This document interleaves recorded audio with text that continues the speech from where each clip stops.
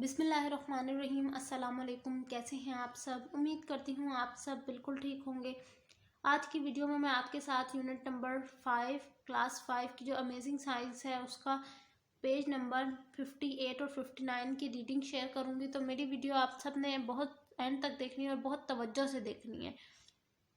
तो आप सब भी बच्चों ओपन कर लें पेज नंबर 58 ताकि हम लोग रीडिंग स्टार्ट कर सकें।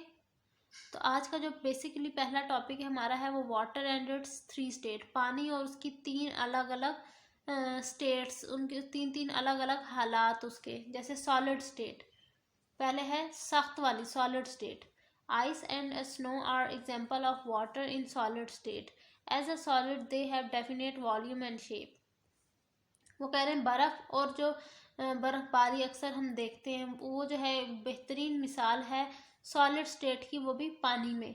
क्योंकि पानी को जब हम फ्रिज में रखते हैं तो अक्सर देखते हैं हम बर्फ़ जम जाती है। तो कैसे हमें ये क्या पता चलता है कि जो सॉलिड में चीज़ है ना उसकी एक वॉल्यूम भी स्पेसिफिक है, डेफिनेट है, यानी चेंज नहीं होता, वो उसी शेप में आ जाता है जिस फ्लास्क में हम डालकर बर्फ़ बनने के लिए रखते हैं। और उसी वही उसकी जो है एक डेफिनेट शेप भी होती है। अब बात कर लेते हैं हम सॉलिड की होगी। तो अब लिक्विड की, लिक्विड स्टेट में क्या है? Water can be found in living things like plants, animals and human beings. Water is also found in ocean, seas, rivers and lakes. This water is generally in liquid state. वो कह रहे हैं पानी जो है वो हम तमाम तरह के जो जानदार हैं उनके अंदर मौजूद होता है, यानी इंसानों के अंदर, पौधों के अंदर, जानवरों के अंदर। और पानी जो है वो हमें ओशंस में भी नज़र आता है, समंदरों में भी, नदी नालों में भी। तो जो वो पानी हमें नज़र आ रहा होता है वो असल में लिक्विड स्टेट में होता है, जो हम पी रहे होते हैं। As a liquid water has a definite volume but not a definite shape. कि जब पानी जो है वो लिक्विड फॉर्म में मौजूद होता है तो तब उसका डेफिनेट वॉल्यूम तो उसके पास होता है, लेकिन उसकी कोई डेफिनेट शेप नहीं होती, कोई स्पेसिफिक शेप होती नहीं है। It takes the shape of a container, without a container it flows. वो कह रहे हैं कि जिस कंटेनर में हम पानी को डालते हैं ना लिक्विड स्टेट में, वो उसी स्टेट में, उसी शेप में हमारे पास आ जाता है, यानी उसकी कोई स्पेसिफिक शेप नहीं होती। अब बात कर लेते हैं गैशियस फॉर्म में पानी की। Water vapours is a gaseous state of water. It is in the air around us. As a gas water vapours does not have a definite volume और शेप। वो कह रहे हैं आबी बुखारात की फॉर्म में जब इस तरह से चूल्हे के पर हम अगर पानी रखें तो वो देखते हैं भाप सी निकल रही होती है। वो जो भाप है ना वो बेसिकली गैशियस स्टेट है पानी की। भाप की शक्ल में वो उड़ जाती है, हवा के अंदर शामिल हो जाती है। और जो वाटर वेपर्स होते हैं ना ही उनकी कोई डेफिनेट शेप होती है और ना ही कोई डेफिनेट वॉल्यूम होता है। अब बात कर लेते हैं पेज नंबर 59 की। तो 59 पे वो कह रहे हैं the 3 state of water are interchangeable. के जो तीनों स्टेट्स हैं ना पानी की वो बदली जा सकती है, उनकी स्टेट चेंज हो सकती हैं। कैसे? यानी जैसे सॉलिड से हम लिक्विड में उसको कन्वर्ट कर सकते हैं पानी को। तो the change of state from solid to liquid is called melting. जो ये बर्फ सख्त का चीज़ का लिक्विड में बदल जाना है उसे हम मेल्टिंग का प्रोसेस कहते हैं। When ice gains enough heat, it converts to water. This process is called melting.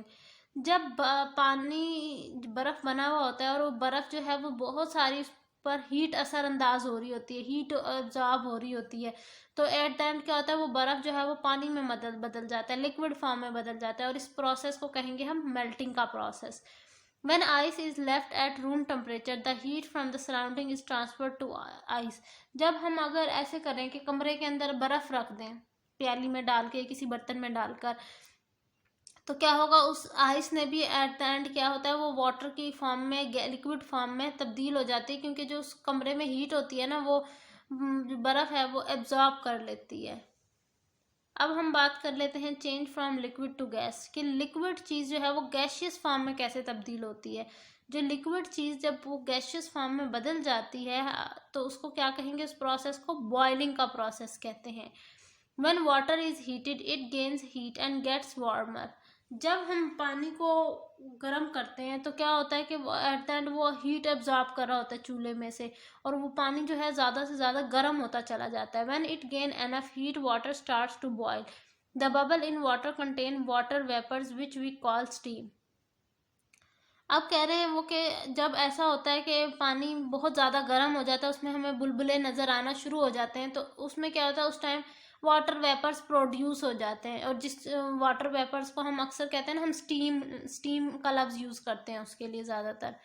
अब आखिरी बात कर लेते हैं कंडेंसेशन के प्रोसेस की। कंडेंसेशन कहते हैं किसको? कंडेंसेशन ऐसे प्रोसेस कहते हैं जिसमें गैसियस चीज़ को हम लिक्विड फॉर्म में बदल सकें। ठीक है जी, यानी ये बॉइलिंग के प्रोसेस का उलट प्रोसेस है एक तरह से। वो बॉइलिंग में हम लिक्विड से गैस में जाते हैं, कंडेंसेशन में हम गैस से लिक्विड में जाते हैं। Water vapour is in the air around all. When water vapour meets a cooler surface the water vapour loses heat, it change into water droplet liquid.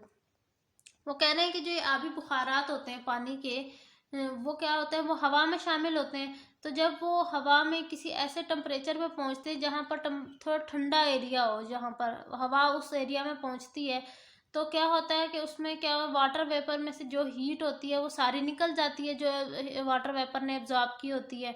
तो फिर क्या हो गया, जो वाटर वेपर है वो वाटर के बूंदों में बदल जाते हैं। ड्रॉपलेट्स कहते हैं बूंद को, जिन्हें हम अक्सर सुबह कहते हैं कि पौधों पे जो शबनम गिरी हुई है, शबनम के ड्रॉपलेट्स हमें नज़र आए हैं। तो वो बेसिकली वाटर ड्रॉपलेट्स होते हैं जो रात की ठंडक की वजह से हीट लॉस कर देते हैं।